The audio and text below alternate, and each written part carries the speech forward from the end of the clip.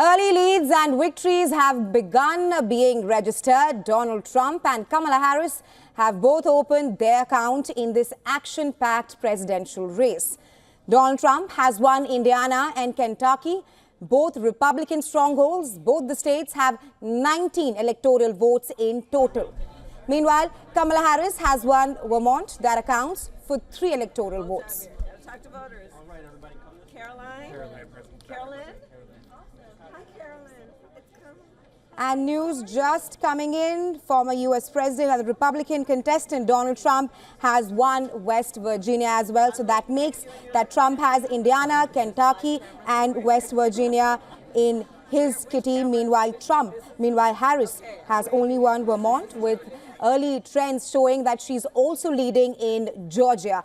Well, to discuss all of this, we have with us our VOA correspondent Chris Cascio from Detroit, Michigan, and we also have with us another guest. We have with us Adil Nazarin, who is a senior media fellow, Gold Institute for International Strategy from Washington, D.C. Welcome to WION, both of you. Coming first to you, Chris. Trends show that Harris has taken a massive lead in Georgia. Joining us live from Michigan. So Georgia and Michigan, the battleground states, which are essential for the race to the White House. Tell us, what's the sense like in Michigan right now? Because in an hour from now, polls will also close in the battleground state, the blue wall state of Michigan. Actually, polls will close in about a half an hour at 8 o'clock, but anybody who's been standing in line will be allowed to cast the ballot. And just across the street from where I'm standing at the Detroit Convention Center, they say they've processed about 95% of absentee and early votes, which means that Detroit, which is a major metro area, could have its count done by tonight, and that will give us a good picture of how Michigan is going. We're seeing in Georgia that Harris is running up the score in some of the Atlanta metro counties, performing above Biden's margin over Trump in some of the counties surrounding Atlanta, that are predominantly Democratic. So it's a good sign for her that she's running up the score in those counties, and we'll have to see how the vote is progressing here in Michigan. Right, Chris. Women voters account for 51% of Georgia's electoral, which perhaps can be one of the reasons as to why Harris has taken that lead. Coming to you, Adele, we have early results showing that Trump has swept West Virginia, Indiana, Kentucky, while Harris has won the state of Vermont. So it's like 19 plus electoral votes for Trump compared to 3 for Harris. How are you assessing these early results that are coming in at this point of time? So it's great to be on with you. It's to be expected. These are, of course, more conservative strongholds, red states comparatively.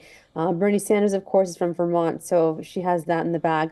But frankly, I have to say, if you look at the margins by which Trump is winning in these states so far, they're astronomical. It's not even comparison, kind of a landslide.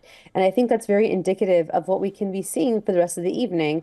It's not what the media has been portraying, what the polls have been portraying, which was, of course, the same scenario in 2016, if you want to look at that.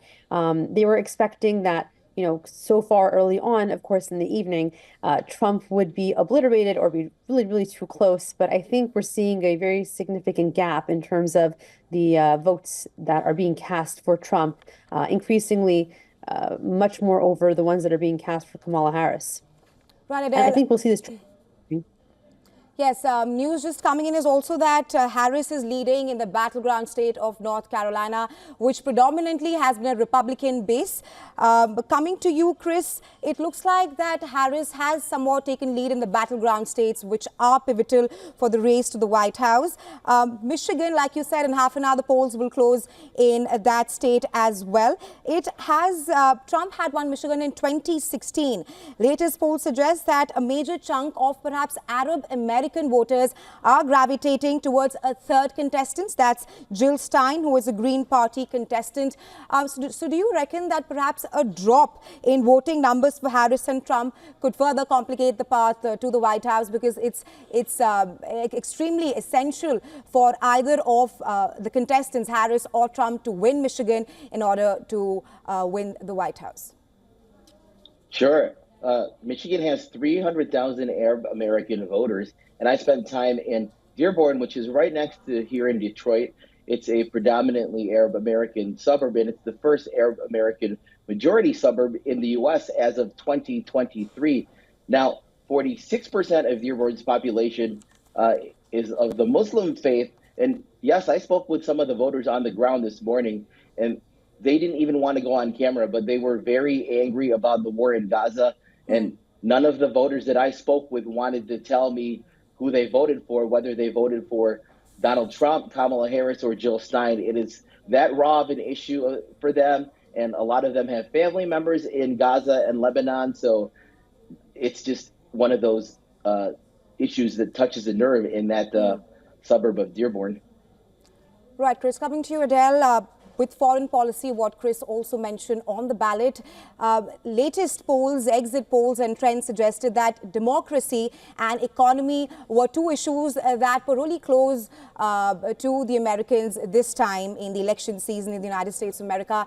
Your assessment of how both Harris and Trump have fared in these critical issues, and for all those tuning into WION World, is one, Harris has taken a lead in Georgia and North Carolina, the two battleground states pivotal for the race to the White House. Your assessment of the key issues and how both the contestants have fared. That's democracy and economy. So if we're looking at economy, I think that it's been a real negative impact for Harris, who is a continuation of the Biden administration by all extensive purposes. The price of gasoline has gone up high, price of groceries, credit card debt up, I think, 44% or so. It's not a good time for everyday Americans, especially those from middle to lower income households. And I think that Trump, of course, has been completely the opposite of that. He's been a president that has promised to increase the quality of living for everyday Americans. I think that that's one of the things that's drawing voters to the polls. When it comes to the issue of democracy, it's very interesting. The media and a lot of celebrities and former President Obama actually has been doing a lot of lip service, trying to present that Trump is going to be the destruction of democracy. And in fact, I think what needs to be cleared here is a lot of Americans are waking up to the reality that, in fact, Trump is the guardian of democracy, or the republic as we know it. And what he's trying to do is dismantle a toxic establishment that is really hell-bent on destroying a lot of the values that are American at their core. And I think that when it comes to the issue of democracy, people are, for the most part, everyday Americans are seeing that Trump is the better candidate. But we'll see what happens. Right, Adele, we'll have to wait and see how the results trickle in. Chris, coming quickly to you, we did speak of Michigan. Trends, news just coming is that Trump has perhaps taken a lead in Georgia. So it does look like the battleground state of Georgia, which was won by Biden in 2020, the only second Democratic contestant to win that state, is now swaying towards the red camp. Yes, and that would be important because, the Trump campaign sees a path through the Sun Belt to get to 270, whereas the Harris camp really sees its best path to the 270 electoral votes as, protecting the blue wall that Biden won back in 2020, Wisconsin, Pennsylvania, and Michigan. So it would not be a surprise to see Donald Trump take Georgia, even though Biden won it in 2020, because of a lot of the issues that we have already discussed. Right, Adele, coming to you, how do you assess the demographics of the United States of America and a shift in that affecting or swaying the election this time around? Because we were just discussing with Chris on how Georgia, which was in Harris's kitty a short while ago, is now swaying towards Trump. And Georgia also has at least a huge margin, 1/3 of African Americans. And it does look like that Harris is somewhat losing her lead amongst the Latinos and the black men voters, with Trump wearing into those demographic categories. Absolutely. I mean, the comment that President Biden made about calling, Americans garbage was really not helpful with regard to, a comment that was made by Puerto Rico. I think that really did hinder him. We had one of the founders of Black Lives Matter, Mark Fisher, who came out to endorse Donald Trump. And I think that what he said was there was something about the Democratic Party not really upholding its values in terms of its promise of being there for the people. And they haven't been there for Black Americans. And I think that's the reason why the Harris camp is bleeding Black American voters. And they're coming out for Trump. And I think that when it comes to the American demographic and population makeup, yeah, there's been a shift. You've seen a lot of these traditionally liberal states. The cost of living has become astronomically unlivable, and they've been migrating over the past few years to more conservative strongholds. That definitely changes the makeup and demographics. And also there's gerrymandering, realigning the districts, and it's strategic. It does tend to favor Democrats in election cycles, notably, but I don't. Again, it really depends on where the lines are being drawn. I think that America's split when it comes to conservative versus progressive values, but I do think that the conservative side still has a stronger advantage. Um, Right. and electorally, we'll see the numbers. Right. Adele, talking about the makeup of the electoral this time around, Michigan also has a sizable portion of manufacturing and labor unions, which both Kamala Harris and Donald Trump have promised to make their lives better and perhaps make inroads into that vote count there. However, both of them have provided contrasting viewpoints when it comes to minimum wage, overtime pay and labor unions. How is that being resonated amongst the workforce, especially in the state of Michigan, which, like we've discussed, is extremely important for the race to the White House and has a total of a huge portion of electoral votes? Absolutely. Michigan it's effectively tied, I think, according to projections, which is amazing. But I think when it comes to everyday working people, you're right. There is a tremendously strong blue collar working population there. Unions, of course, are a stronghold of the Democratic Party. Although I have to say that Trump has also gained favor with certain unions.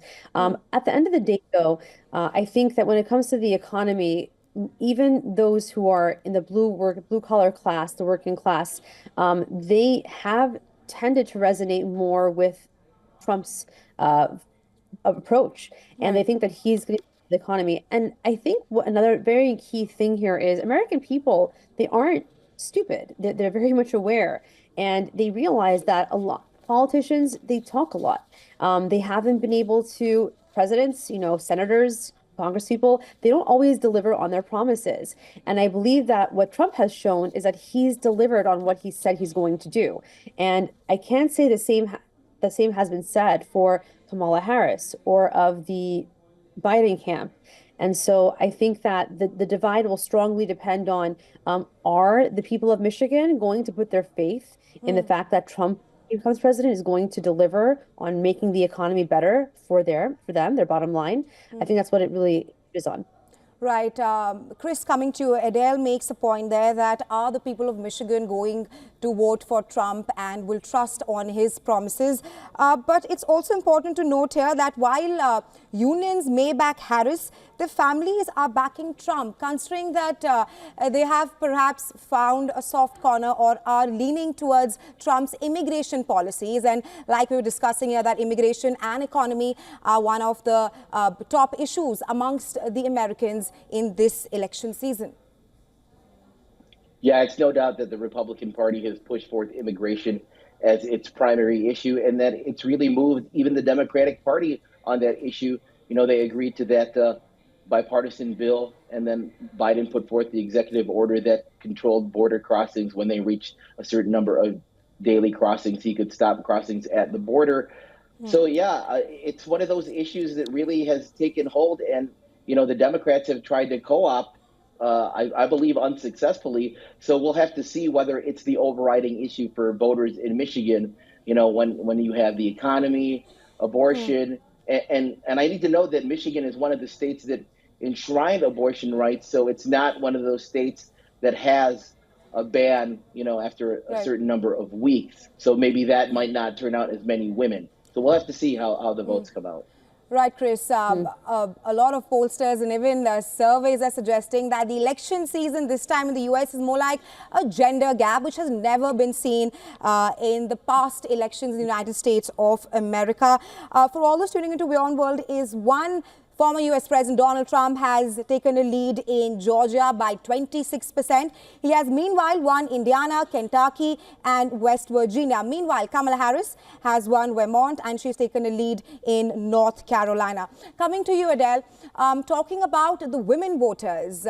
While abortion and reproductive rights has been a key issue, a rallying point for the Harris camp, it does look like that the white women voters are somewhat not convinced with Harris's strategies on reproduction and abortion rights.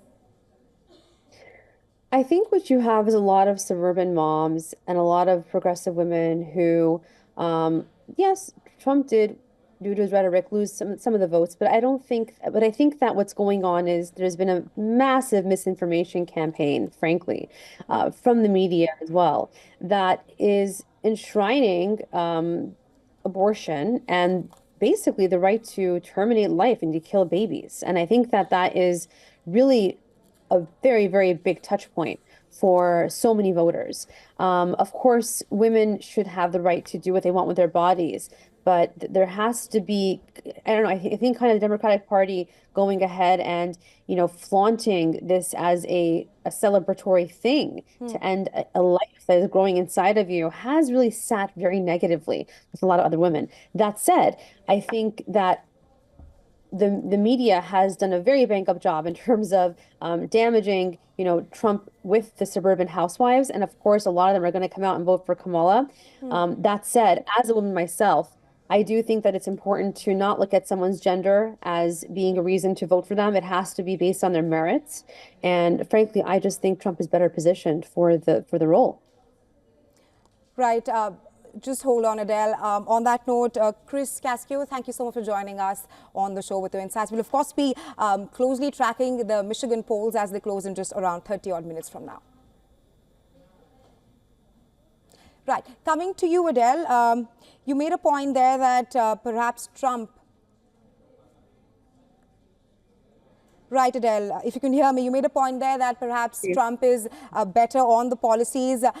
Before the votes opened in the United States of America, there was something known as the paradoxical voters this term, in which while women wanted reproductive rights and abortion and they were leaning towards Harris, but when it came down to economy and immigration and to vote, they actually tilted towards Trump. Oh, absolutely. I think that everyone's seeing the results of the more lax immigration policies, intentionally, albeit, with the more progressive wing, the Democratic Party. And people are starting to see in cities like New York, where you have immigrants that are in the country illegally getting basically prioritized over U.S. citizens. And it's really hitting them at home. And what's going on is there's a really big concern that the Democratic Party has a plan to eventually naturalize a lot of these illegal immigrants, which will then give them a tremendous and probably permanent advantage in all future elections, because they're the ones who will secure the vote of the minority voters, right? The illegal immigrants that are here. And that's the reason why I think everyday Americans, even if they may not agree with the tone that Trump has used, even if they may not agree with his stance on, abortion rights, taking a more conservative stance, of course, than his, counterpart, they will be more concerned with the fact that their country is, the future of their country is at stake. And it's going to get overrun by policies that will put them last and not first, the way it's supposed to be. So I think that's where a lot of these voters that are, it's paradoxical vote, as you said, where they may not agree with Trump on one thing, but because of the other issues that are lingering, it'll be enough to get them to the polls to vote for him instead. Right, Adele, 95 electoral votes for Trump and around 36 for Harris. We have spoken about the issues here that perhaps govern the U.S. polls, but I want to talk more about North Carolina, a swing state that has predominantly been a Republican base because it has chosen Republicans 10 out of 12 times in the past. But latest numbers coming in is that Harris is leading the state by 37%. What made it change this time around? Because North Carolina was the only state that Biden lost in 2020. Do you think that it's the 30% of undecided voters that have perhaps played a crucial role in the state of North Carolina? You know, I think that a lot of the reason why there's been such a shift here is due to misinformation and the media influence. There's been tremendous targeted media campaigns against Trump, and this definitely influenced the paradoxical voting, honestly.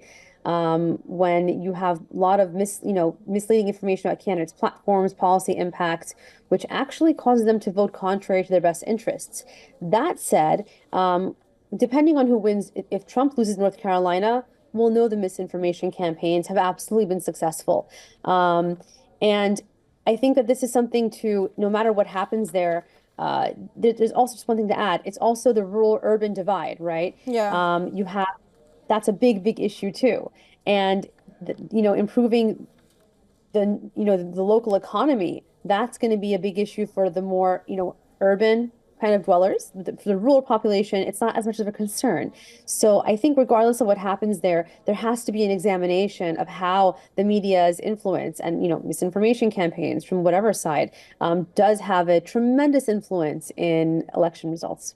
Right. Talking about the urban-rural divide that you mentioned, a lot of urban young voters are perhaps leaning towards the Democratic camp, while the rural voters, people living in the rural areas, are leaning towards the red camp. Why do you see that divide happening? And do you think that with growing young voters this time around in the electorate, that could perhaps sway the vote towards the Democrats?